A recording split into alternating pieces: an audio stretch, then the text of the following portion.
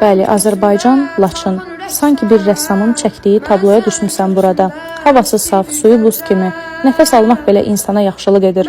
Təbiəti o qədər möhtəşəmdir ki, insan baxmaqdan doymur.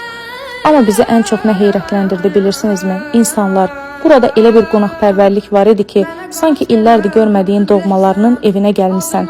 Tanımadığımız adamlar bizi süfrəyə dəvət etdi. Hal əhval tutdu, gülümsədi. Səmimiyyət burada adi deyil, ürəkdən gəlir. Bulaq başında bizim üçün kebab çəkdilər. Ətri ilə adamı cəlb edir. Dadı ilə heyran qoyur. Suyu buz kimi, havası saf, təbiəti insanın ruhunu oxşayır. Bir kəndin həm təbiəti, həm də insanı belə gözəl ola bilərmi? Demək ki, olurmuş. Laçın bizə təkcə dad deyil, xatirə bağışladı. Ləzzət radarı bu dəfə Laçındadır.